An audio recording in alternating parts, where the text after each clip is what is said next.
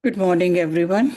Let's do some prayers and then start our Thursday's reading. Om Guru Brahma, Guru Vishnu, Guru Devo Maheshwara, Guru Sakshat Parbrahma, Tasmai Shri Guruve Namaha.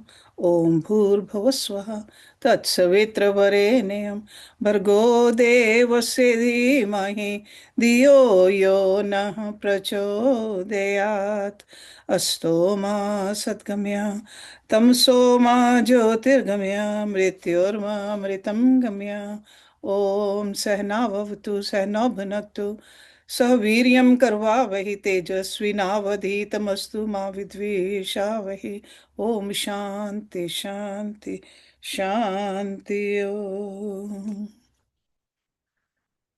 Let's open our Upanishad, Brihadaranyaka Upanishad. And we are on page number 298. This is the mantra number 6. And this is the first section of this new chapter, chapter number 4. And so far we have learned in this short section how to meditate. In fact, the whole Upanishad is about meditations. But in this particular section, Rishi Yajnavalkya, the conversation is between Rishi Yajnavalkya and the King Janak. And King Janak is telling him that different rishis, from time to time, they have come to the court and explained some meditations. And Rishi Yajnavalkya is correcting them. He says, that's okay, but it's not complete. Okay, so there's nothing wrong in that. But if you are looking for the final good result, ultimate connection with the Supreme, that's not enough. So there are 6 meditations which are given in this section. The first one was on the speech. And he identified the speech with fire, Hiranyagarbha, and consciousness. Then the second one was prana, identified with Vayu, Hiranyagarbha, and love.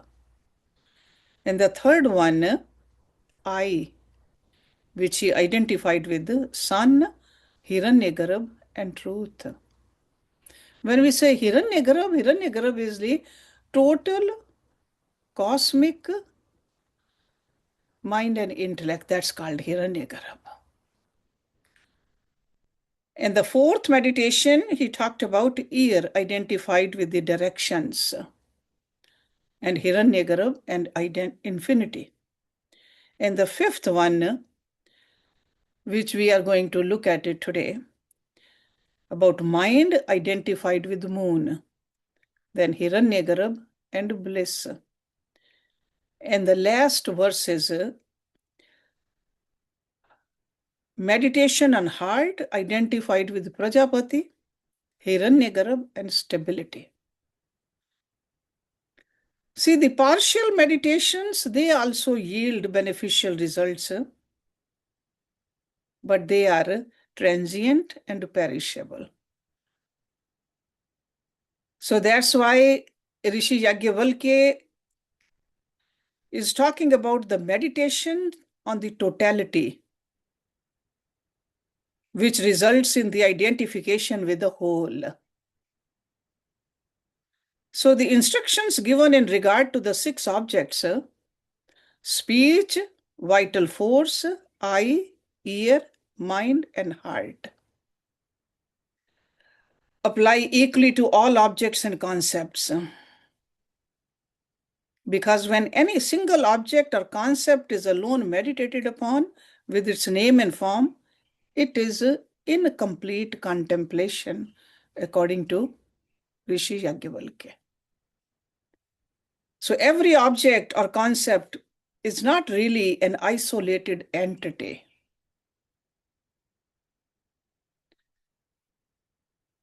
So sometimes we just make the mistake. We just take a small object and we think we know it all. Everything is invisibly and essentially connected with the rest of the universe. It's external, internal, universal, and transcendental. All the four aspects of the object should be taken into consideration in meditation. In other words, the instructions given by Rishi Yajnavalkya to King Janak is not just only for King Janak, it is for all of us.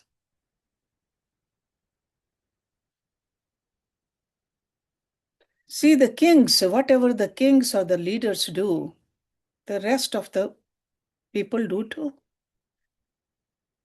So that's why in our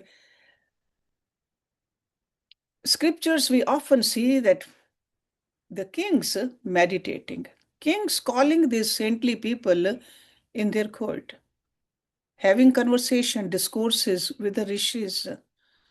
So the general public also follow the same suit.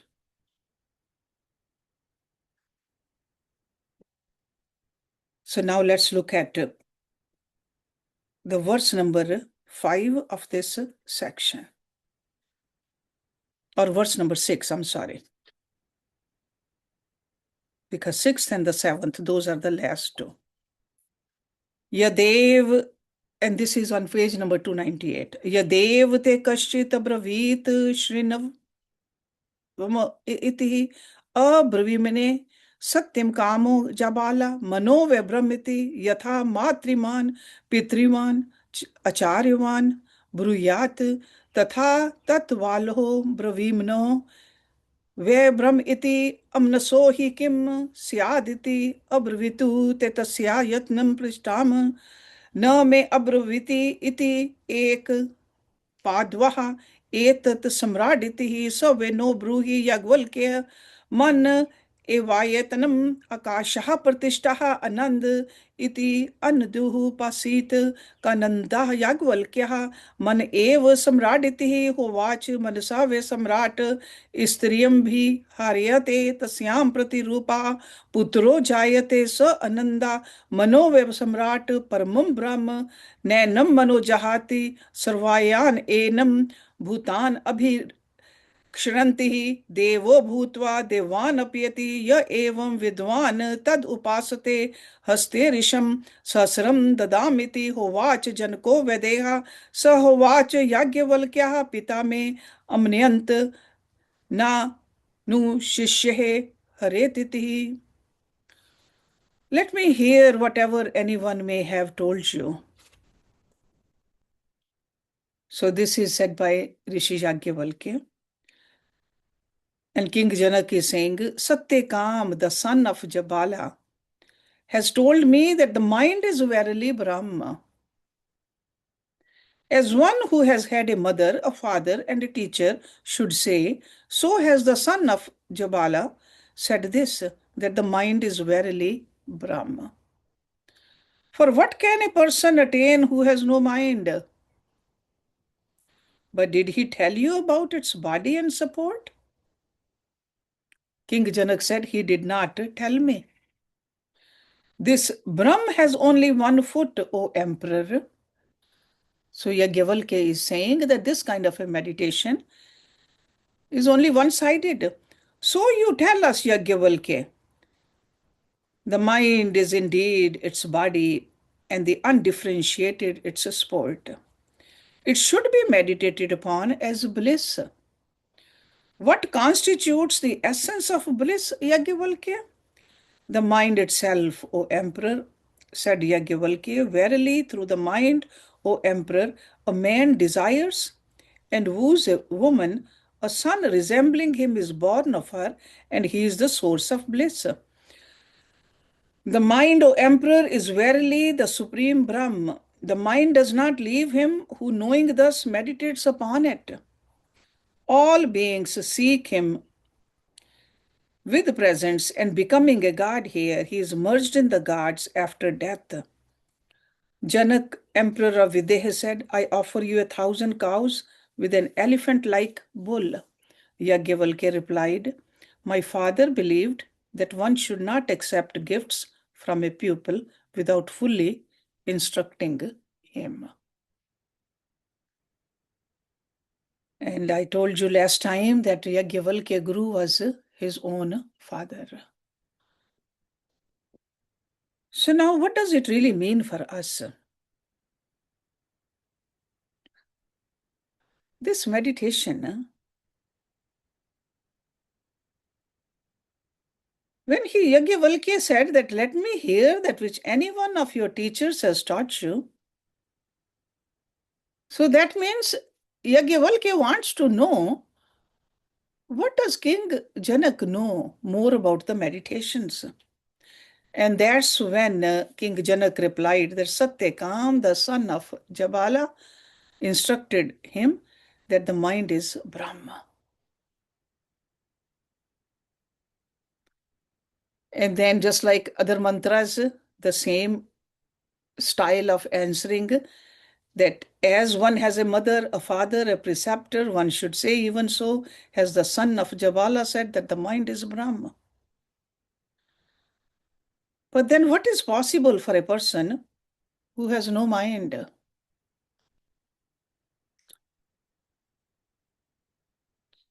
So Yajnavalkya is asking King Janak that what did he teach you about the abode and the support of all this? And King Janak said, he has not taught me this. He only said that mind is the Brahman. And that's when Yajnavalkya said, oh emperor, this is a one-legged truth. And the King Janak said, oh Yajnavalkya, teach me. And the Yajnavalkya said, the mind is the abode. The ether is the support. One should worship it as bliss. And this is the fifth meditation, more difficult than the previous ones actually. To meditate upon the ear or the eye or on the vayu, it's little easier. Mind, very subtle. We can even meditate on the four quarters, just like he mentioned earlier. Over here, the presiding deity, the moon, Hiranyagarbha, who is the support, and the bliss, the essence. So all the sources of all the sensory happiness is mental actually. And that's why it's called the supreme bliss. So mind should be connected with happiness. Wherever we connect our mind, our meditation becomes a source of happiness. It is the absence of this connection that results in boredom in the early stages. So we just start meditating and we just get bored very easily because we are not connecting it with the source of bliss.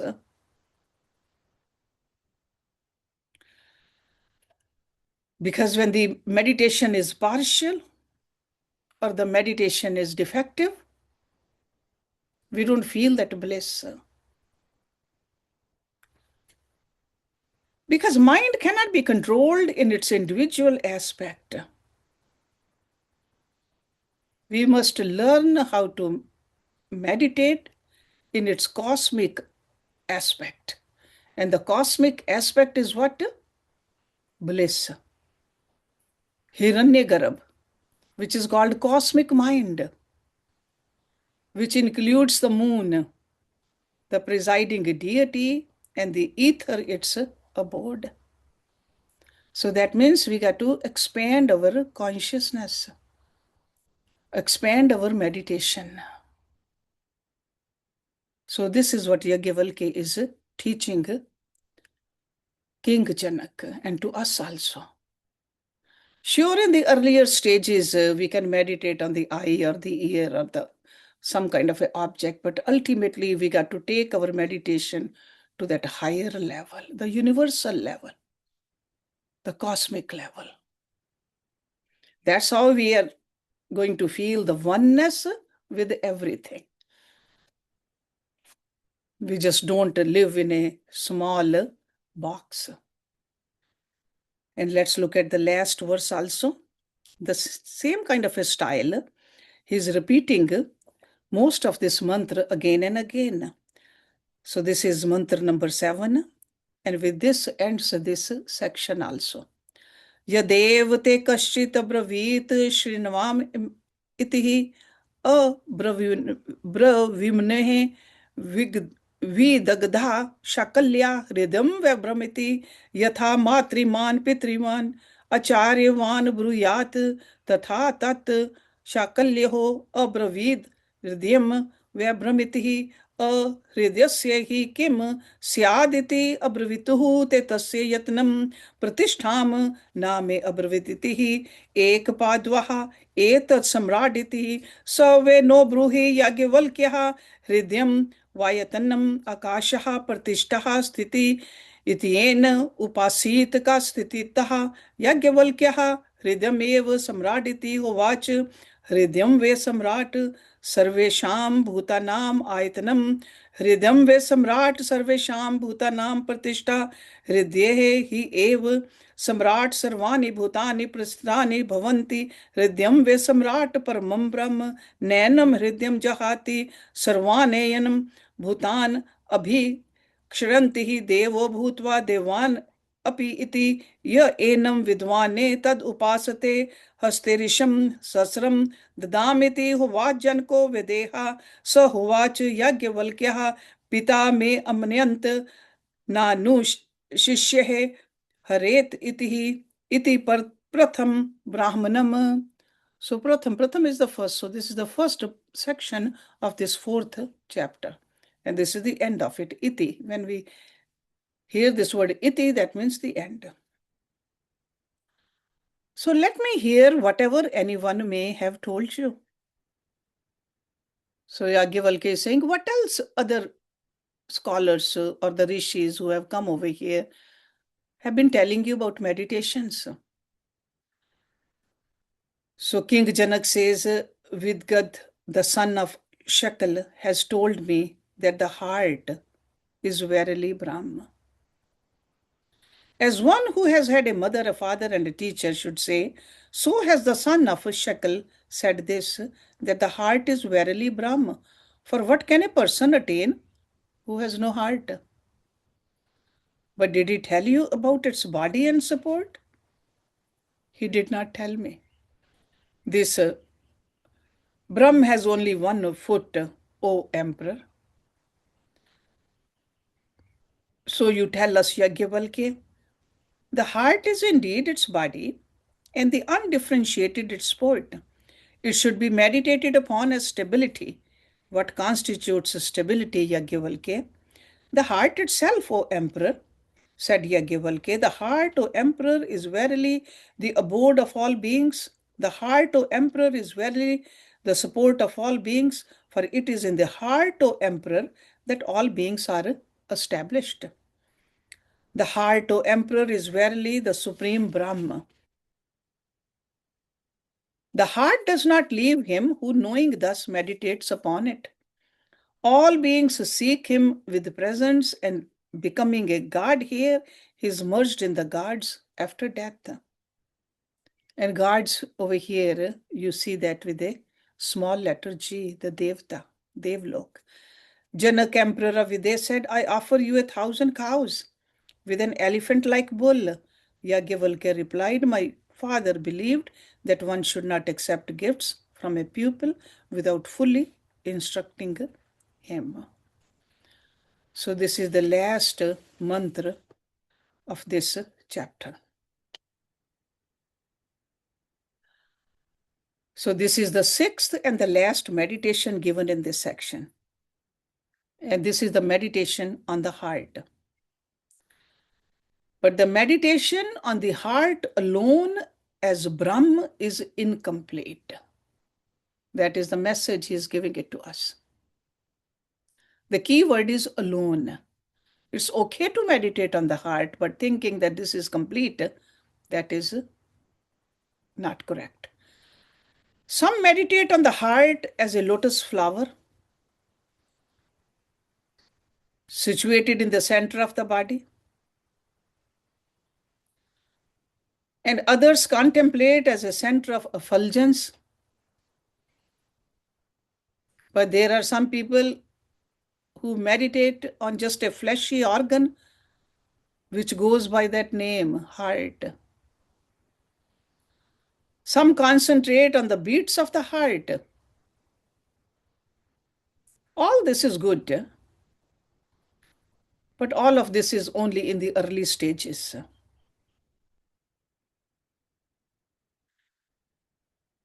Heart is a psychological organ. For all practical purposes, it is identified with the mind. Because one's heart is where one's mind is. We are familiar with that. Desire always shifts from one object to another. The mind, which is in the brain in the waking state, goes to the throat in the dream state, and finally to the heart in the deep sleep state. We learn that from the other Upanishads also. The individual personality is withdrawn in deep sleep. And that's where we feel or experience happiness. In our deep sleep, we are in our Anandamaya Kosh. That's why the longer we go into the deep sleep state, the more happy or relaxed we feel when we get up. So heart is meditated as Brahma. Heart is the outer form. It is controlled by the unmanifested ether. Hiranyagarbha,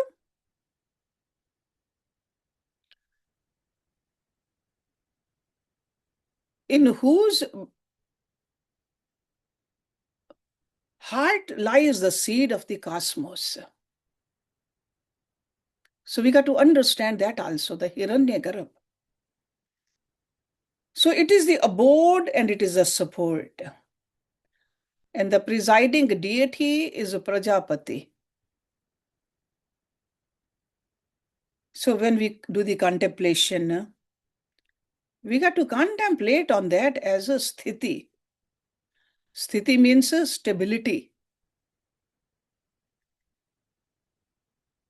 One's total being is there where one's being, the feeling is.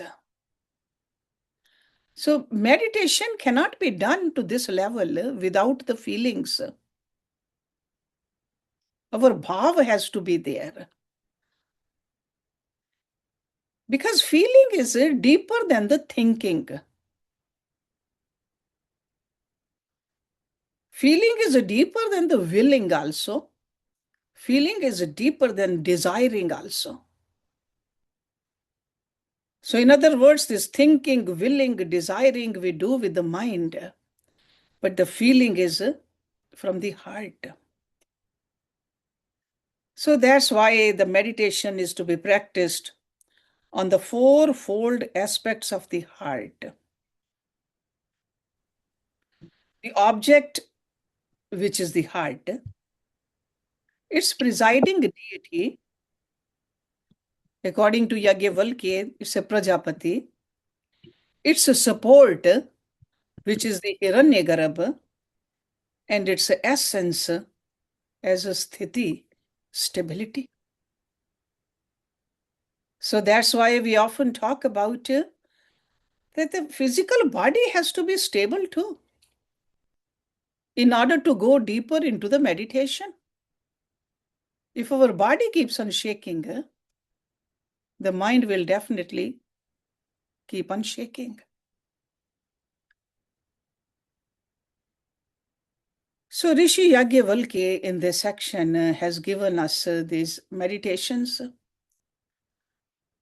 While doing the meditations on the individual objects, we should not forget the totality as a Hiranyagarbha, or the essence which comes from those meditations.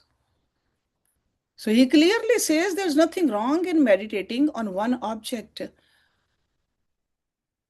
It's okay to meditate, but then don't think that this is all. It's almost like a one small part which is connected with the rest of it. So slowly we got to expand our meditations, our awareness, our feeling also. So if the oneness is not taking housing in our own mind, we are not meditating properly. So in order to do this, it takes time. It takes some kind of a devotion. We need to take some time out. Same time, same place, same way, if we meditate for a long period of time. Just like Rishi Patanjali said, Dhirakal, Nirantra, Satikara Sevita. So whatever we choose, but ultimately just reading about it is good. Listening is really good. But ultimately the benefit will get only when we practice. And that's what's called sadhana. So this was a rather easy section actually, because the examples we are familiar with. But practice, that all depends upon us. How much we really want to do, and do we really want to feel that bliss? See, just like in a sleep also, if somebody does not go into the deep sleep, there is no rest for the body and the mind. It's just a regular sleep also. Over here, we are talking about reaching to those layers of bliss, which we are actually, but we are not familiar with it. Our real nature is bliss. But we have been just looking for happiness in the outer world where it is not. It's almost like looking for something where it's not even there. So this is what Rishi Yagyavalkya told King Janak. And it was not just King Janak alone. There were other people over there too. They were all listening. So let's look at next section also. It's a continuation of this actually. So section 2. Because from the previous section, it is clear that the presiding deities of speech, the vital force, eye, ear, mind, heart, and all other organs, and also their abodes, support, and essence. Because these are the three things he mentioned: abode, support, and essence. They are all identical with the Supreme Being. And often we call that Supreme Being as Brahma. And all these are only different expressions of the same Supreme Divinity, who is one and non-dual. And so in this section, we'll see the instructions about the goal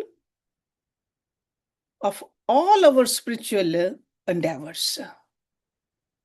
Because if we want to take so much time out of our busy schedules to do the sadhana, what is the goal? We should know. We should also know the movement of the individual consciousness in the three different states of our experiences. What really happens? What are those three states we are all familiar with? waking, dreaming, and deep sleep. Okay? Jagrat, Swapana, and Sushupti. All of us are familiar with these three. So this is a very short section. And in this section, we see an inquiry into the three states of these states of consciousness. But the idea is for analyzing the nature of the true self. And the subject is continued in the succeeding sections also. So the whole chapter is about these. We have studied the Mandukya Upanishad. Somebody might say that, yeah, we know it all. But there is some difference. Difference in the methodology adopted in these two different Upanishads. So in Mandukya Upanishad and this Brihadaranyaka Upanishad, even though they both are arriving at the same place, self, and saying that self is identical with the Supreme Brahma, but methodology is a little different. We should not forget the fact that all inquiry about the three states is being made while we are in a waking state. Only in the waking state, we are talking about the dream state and the deep sleep state. Because the two states of dream and the deep sleep can easily become objects of inquiry, but it is a little difficult in the dream sleep to do the inquiry. Because in the dream state and the deep sleep state, we just identify ourselves with that state. Only in the waking state, we can contemplate on all this. It is similar to the study of our own mind through the mind. Mind can easily inquire and analyze all objects except itself. Or you can say the eyes can see everything, but our own eyes cannot see themselves. You might say, I can see it in the mirror, but in the mirror, all you are seeing is reflection, not the real eyes. Or another example, the rishis gave, that you cannot climb on your own shoulder. You can climb on somebody else's shoulder, but not on your own shoulder. So in the study of one's own mind, the mind has to become the subject and the object, which is really a novel way of thinking for a beginner. So that's why it becomes a little difficult. So knowing this difficulty, the inquiry starts with the study of the present condition of the waking state. And we must know exactly where we stand. So that means we have to think about it. Where do we stand? How much we know about ourselves? The real self. We know enough about the outer objects, but the self, how much we really know who we are. Even in this few decades of life, human life, the human life which is so precious, how much time we have spent. I would say even how many hours we have spent, not just the days, knowing who we are. This is what Yajnavalkya is going to tell us. So let's look at verse number 1 of this section number 2.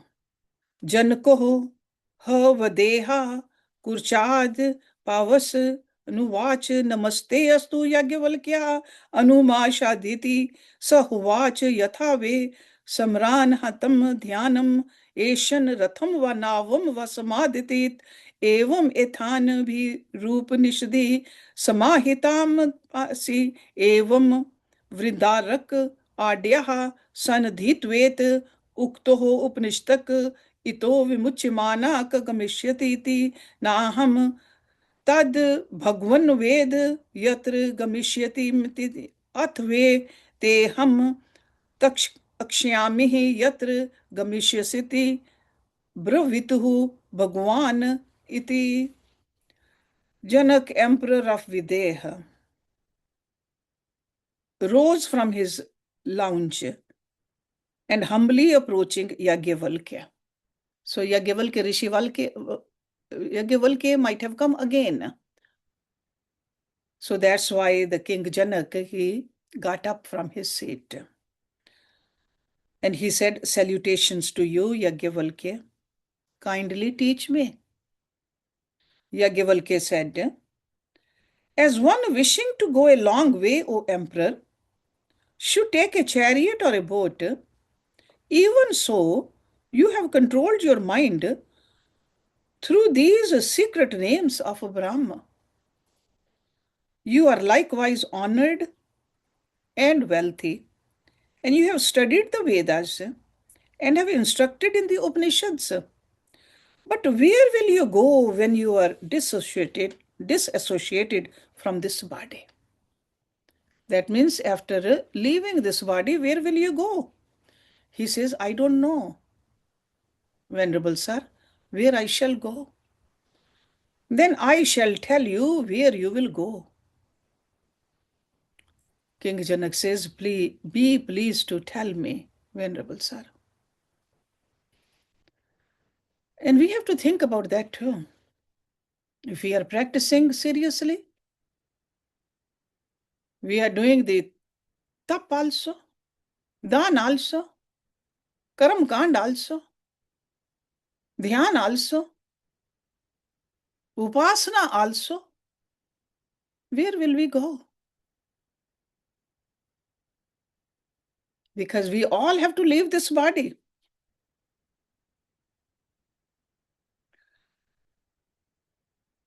Because Yagyavalkya has instructed King Janak on several occasions on this supreme truth. This is what we can take from here, from this conversation. That's why this sage, this rishi, visited the king.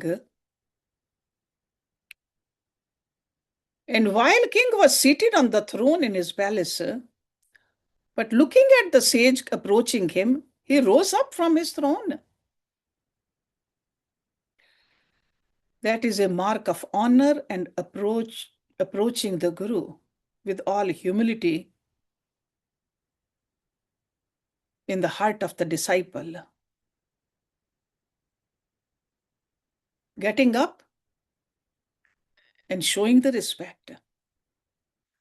A person who wants to travel to a far distant place takes a chariot, he says. If he's traveling by land, and if he is to go across a river or a sea, he makes ready a boat.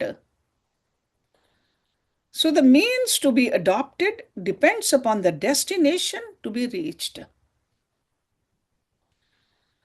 One should know the destination before he or she puts into use those vehicles which are at his or her disposal. So that means, where are we going and what do we need to take? If we are going just few yards away, we'll just walk there. If we are going far, we might take our bike or a car. And if we are going even further than that, we might take a plane these days. So it all depends on the place one has to reach. And King Janak was fully equipped with a controlled and unperturbed mind, actually. That's why he's called a Karam Yogi also. He's called a Videhi also. Full control over his body. And he had the knowledge of the secret names of the Brahma. And what are those secret names of Brahma? It is consciousness. That means our Atma, love, truth, infinity, bliss, stability. These are the common terms we use when we identify with Brahma. And that's why Yajnavalkya says that you know it all. Because he himself has been teaching him, and other great sages have been coming over there to teach King Janak too. There was a constant visitors in that palace. He was an adept in several meditations also, which we saw in the previous section. So in addition to these equipments, he was also wealthy. He was adored by his people, his friends. And he himself was a master scholar in the Vedic learning, well informed about the spiritual doctrines which are contained in the Upanishads. So he knew it all. So in other words, he was well equipped with all necessary materials required for the long travel in the spiritual path. But from his answer, we can see that he did not know the destination, the ultimate goal of life. And Rishi Yajnavalkya knew this fact, and in order to instruct him on this subject, he put this leading question and asked him where he would go when he was separated from this physical body.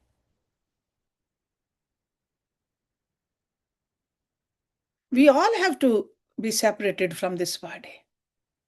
We have been separated from countless bodies, different kinds of bodies in the past lives too. But this time around, we are in this beautiful human body, so we should think about it too, and especially students like us who are learning from this beautiful Upanishad. Got to contemplate on that. This can be known through an analysis of the empirical conditions where the consciousness moves without being attached and identified with the body and the organs. So that means at least for a few minutes a day, we got to think about that we are not this body. The complete body, not just only the physical body, the mental body also, the intellectual body also.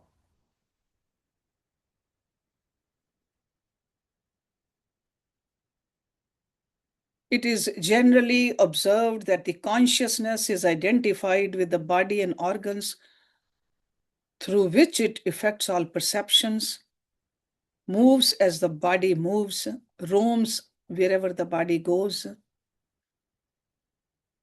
In fact, we do a lot of actions through this body.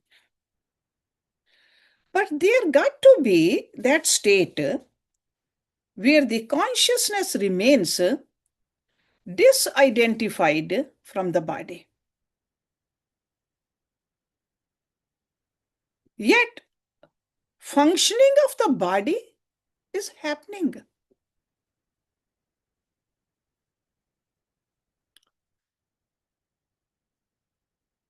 I am speaking with the help of my mouth, movement of the mouth, the vocal cords, or some language. But what is that in me which is not moving at all? What are those states where the consciousness functions without getting identified with the body? The answer to this question gives the clue to the ultimate goal to be reached.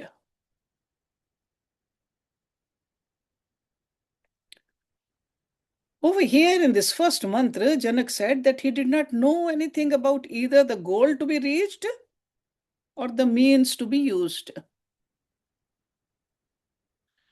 That's why the Rishi Yajnavalkya started this exposition on the condition of the consciousness in the three states of waking, dream, and deep sleep.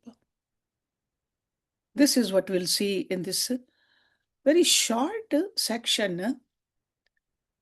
But the answer to these questions we should ask also to ourselves. Where will we go?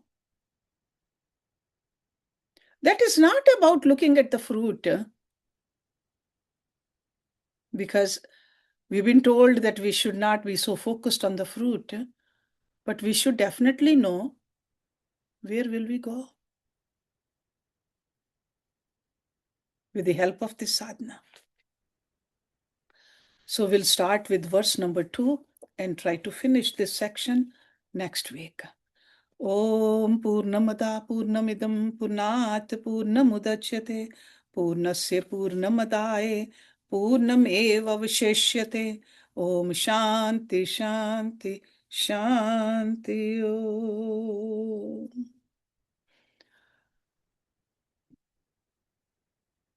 Thank you very much for joining.